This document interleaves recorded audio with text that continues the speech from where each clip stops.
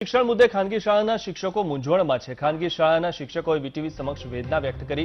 ખાનગી શાળાના શિક્ષકોએ સરકાર સામે નારાજગી વ્યક્ત કરી છે। શિક્ષકોનું કહેવું છે કે કોરોનાની મહામારીમાં ખાનગી શિક્ષક પણ પીસાયો છે। સ્કૂલોમાં ફી નહીં આવે તો પગાર કેમ મળશે?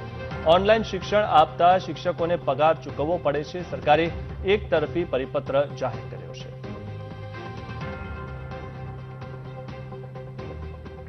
કોવિડની મહામારી વચ્ચે ઓનલાઈન એજ્યુકેશન શાળા સંચાલકો તરફથી બંધ કરવામાં આવ્યું છે। રાજ્ય સરકાર તરફથી જે કોર્ટમાં પણ બાહેધરી આપવામાં આવી હતી કે જ્યાં સુધી સત્તાવાર સ્કૂલો શરૂ નહીં થાય ત્યાં સુધી જે એજ્યુકેશન જે છે સત્તાવાર સ્કૂલો શરૂ ન થાય ત્યાં સુધી ફી ન ભરવી, જેને લઈને શિક્ષકો છે તેમની હાલત જરૂરથી હવે કફોડી બનતી જોવા મળી રહી છે।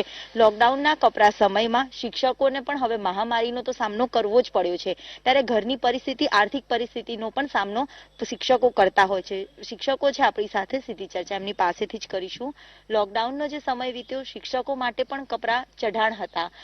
ફીને લઈને જે આખી બાબતો સામે આવી રહી છે। ઓનલાઈન એજ્યુકેશન બંધ થતા વાલીઓમાં પણ રોષ છે।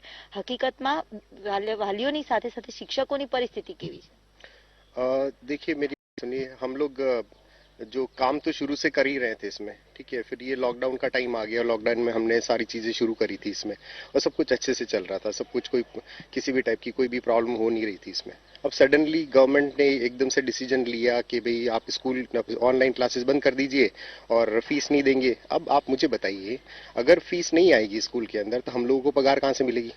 अब हम तो पूरी की पूरी पगार का जो है पूरा प्लान करके चलते, पूरे साल भर का, पूरे महीने का। अब आप सडनली आप हमारी पगार अगर बंद अगर हो जाती है इसमें, तो आप बताइए मुझे कैसे हम लोग आगे की अपना घर चलाएंगे, या फिर हमारा जो घर की जैसे ईएमआई वगैरह आ रही है, तो ईएमआई कैसे? ईएमआई तो गवर्नमेंट माफ नहीं करेगी, ठीक है। आपने तो ये गवर्नमेंट ने ये बता दिया था हमारा कि भाई आप ईएमआई के अंदर आपका रेट ऑफ इंटरेस्ट कम कर देंगे, लेकिन हमें भरना तो पड़ेगा। आज नहीं तो 5 महीने बाद भरना पड़ेगा। तो अब जब ये सिचुएशन चल रही है तो हम पैसा कहाँ से लेके आए? अब अगर पैसा अगर नहीं आया तो फिर हमारा ईएमआई का पार्ट, फिर हमारे घर के पार्ट, फिर दूसरी और भी चीजें, काम तो हम अच्छे से ही कर रहे हैं ना इसमें। पेरेंट्स भी सेटिस्फाइड थे, हमारे तो कोई प्रॉब्लम वाली बात ही नहीं थी इसमें। फीडबैक भी अच्छे से आ रहे थे सारा, ठीक है। और सडनली ऐसे डिसीजन में तो फिर तकलीफ हो गई ना हम लोग को। तो ये तकलीफ का सामना हम बहुत ज्यादा करना पड़ रहा है। એટલે શિક્ષકો સરકારને પણ શું રજૂઆત કરશે?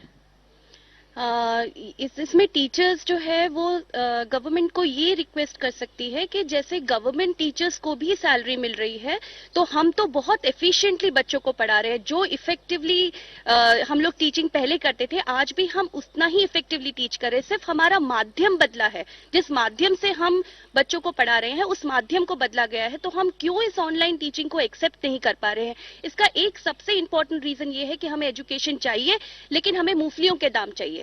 अगर हमें एक अच्छा एजुकेशन चाहिए तो हमें उसके लिए एक अच्छा आपको पे भी करना पड़ेगा। ये बहुत जरूरी मुद्दा है जिसको हमें बहुत ज्यादा एम्फेसाइज करना पड़ेगा। दूसरी चीज मैं ये बोलना चाहूंगी कि यहाँ पे बच्चों की परिस्थिति क्या हो रही है, क्या इसके बारे में हमने सोचा? आज ऑनलाइन क्लासेस चल रही है तो बच्चे एक्टिव है, कुछ एक्टिविटी में एंगेज है, उनकी मेंटल हेल्थ अच्छी है। और अगर ये सब बंद हो जाएगा तो क्या हम सोच सकते हैं कि उनकी परिस्थिति क्या होगी? वो कुछ एक्टिविटीज नहीं रहेंगे, जो इंस्ट्रक्शंस टीचर्स दे रहे हैं, जो वो समझ रहे हैं, वो सब बंद हो जाएगा। क्या हम इस बारे में कुछ नहीं सोच रहे? मैं एक पेरेंट भी हूँ, मैं एक टीचर भी हूँ, तो मैं इस बात पे एम्फेसाइज करना चाहूंगी कि हम इस मुद्दे को बहुत सेंसिटिवली ले और इसके बारे में सोचें। એટલે જરૂરથી જે શિક્ષકોની જે પરિસ્થિતિ છે તે અત્યારે કહી રહ્યા છે, કેવા પ્રકારની પરિસ્થિતિનો સામનો અત્યારે પણ શિક્ષકો પણ કરી રહ્યા છે। ઓનલાઈન શિક્ષણ બંધ છે, વાલીઓમાં પણ રોષ છે, કપરી પરિસ્થિતિ શિક્ષક માટે પણ છે। एक्चुअली परिस्थिति बहुत खराब है। लाइक इस कोविड में, लॉकडाउन में, we teachers are also we were standing as Covid warriors. We help to keep the students occupied. हम हमारे स्कूल में पीटीएम कर रहे हैं, मीटिंग्स कर रहे हैं, हम टेस्ट कंडक्ट कर रहे हैं। हम सब प्रोसीजर, सिर्फ एक स्कूल की बिल्डिंग नहीं है, बाकी सब फॉलोअप्स तो सेम टू सेम है।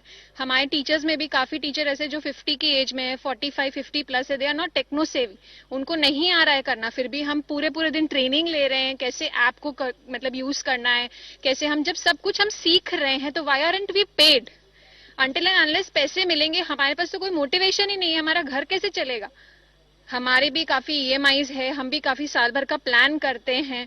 तो वो सब चीजों को गवर्नमेंट को सोचना चाहिए। एंड जब लॉकडाउन स्टार्ट हुआ था तो नरेंद्र मोदी जी ने खुद बोला था कि किसी की सैलरी कट नहीं होगी। इफ गवर्नमेंट इज अप्रिशिएटिंग कि ठीक है पेरेंट्स सैलरी फीस मत पे करो, देन लेट गवर्नमेंट पे अस। हमें गवर्नमेंट पे करो. What we need at the end of the day, we also need some kind of motivation. हम अपने मेहनत का पैसा मांग रहे हैं. There is nothing wrong in it. So government सिर्फ पेरेंट्स के हक में नहीं सोचे, बिकॉज हालत बहुत खराब है सब जगह. We also need whatever we are हम एक्सपेक्ट कर रहे हैं कि हम हमारे हित में भी आए वो सब कुछ. એટલે સરકાર પણ આમાં વચગાળાનો રસ્તો કાઢે તેવું શિક્ષકો કહી રહ્યા છે. આજે હાઈકોર્ટમાં પણ આ જ મામલે હિયરિંગ છે અને શક્યતાઓ પણ છે કે કોર્ટ આને લઈને જરૂરી નિર્દેશ જાહેર કરે.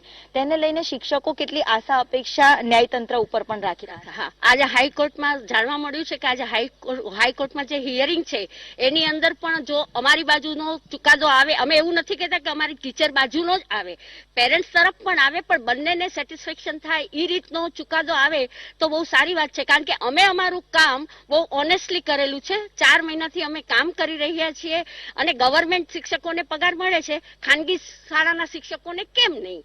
એટલે અમારું માનવું એવું છે કે અમને પણ પગાર મળવો જોઈએ અને સરકાર અમને મદદ કરે, ગ્રાન્ટ આપે તો અમને પણ મદદ મળી શકે. કારણ કે અમારે પણ બાળકો છે, એનું અમારે શિક્ષણ ભણાવવાનું છે, અમારે એમનું ઘર ચલાવવાનું છે, અમારું ઘર ચલાવવાનું છે, બધું જ છે. અને આજે પેરેન્ટ્સ, હું તમને કહું તો અમારા પેરેન્ટ્સ તો અમારાથી બહુ ખુશ છે. કારણ કે જો આ ફીડબેક ફાઇલ મારી પાસે છે, પેરેન્ટ્સ ખુશ છે, અમે લોકો અમારું કામ ખુશીપૂર્વક કરી રહ્યા છે, તો શા માટે અમને વેતન ન મળે? એટલે અમારો એવો જ આગ્રહ છે કે સરકાર બંને તરફનું સોચે, એટલે અમને પણ ફાયદો થઈ શકે. એટલે સરકારે જે છે તેમાં વચગાળાની રાહત આપવી જોઈએ, માત્ર વાલીઓનું નહીં, શિક્ષકોનું પણ વિચારવું જોઈએ. મેડમ, લોકડાઉનથી લઈને અત્યાર સુધી ઓનલાઈન એજ્યુકેશન હવે શરૂ કરવામાં આવ્યું, ત્યારથી ઓનલાઈન એજ્યુકેશન શરૂ થયા, હવે ઓનલાઈન એજ્યુકેશન બંધ થયા છે. શા માટે બંધ કરવાની ફરજ પડી? ये तो मुझे नहीं समझ में आया, आपने जो गुजराती में पूछा. जिस तरह से ऑनलाइन एजुकेशन जो बंद किया है कि उसकी क्या जरूरत खड़ी हुई तो आपको ऑनलाइन एजुकेशन अभी बंद करना पड़ा? अच्छा, देखिए, सरकार ने जो ये फैसला दिया है, मैं मान के चलती हूँ कि सरकार ने बहुत सोच समझ के फैसला लिया होगा. पर मैं अगर अपनी बात कहूँ तो ये गुजरात स्टेट के अंदर उन्होंने बंद किया. मेरा एक बच्चा पढ़ता है पूना, एक बच्चा पढ़ता है बॉम्बे हायर एजुकेशन के लिए. उनके स्कूलों में तो फीस माफ नहीं हुई, उनके स्कूलों में तो ऑनलाइन क्लासेस भी बंद नहीं हुई. मुझे तो सारी की सारी फीस देनी ही है उनको, जो कि कई लाखों में आती है. ये आपको पता है, 20 लाख MBA का फीस लगता है, इंजीनियरिंग करने जाओ 7-8 लाख रुपए लगता है. तो मेरी तो पूरी वो चालू है, पर यहाँ से आवक का क्या होगा? सरकार ने आज ऑनलाइन फीस कर दी, एक से लेकर 8 तक बच्चा फीस नहीं भरेगा. हमारे पुराणों में भी गुरु दक्षिणा का है प्रावधान, और अभी आप एजुकेशन बोल रहे हैं और एजुकेशन के नाम पे आप पे नहीं करना चाह रहे हैं. ठीक है, सरकार अगर ये कहना चाहती है कि उनकी फीस मत लो, तो वो अपनी तरफ से कोई ऐसा प्रावधान करे तो कम से कम हमारा चूल्हा चौका भी चलता रहे. ये मैं कहना चाहती हूँ सरकार से. એટલે જરૂરથી જે વચગાળાની જે રાહત છે, કારણ કે શિક્ષકોને પણ કપરી પરિસ્થિતિનો સામનો કરવો પડી રહ્યો છે. વાલીઓ અને શિક્ષકોની વચ્ચે સરકારે આમાં વચગાળાની રાહત આપે તેવી અહીંના જે પ્રાઇવેટ સ્કૂલોના જે સંચાલકો છે, શિક્ષકો છે, તે પણ હવે આશા રાખી રહ્યા છે. કેમેરામેન મેહુલ રાઠોડ સાથે દિવ્યા ચૌહાણ, VTV ન્યૂઝ, અમદાવાદ.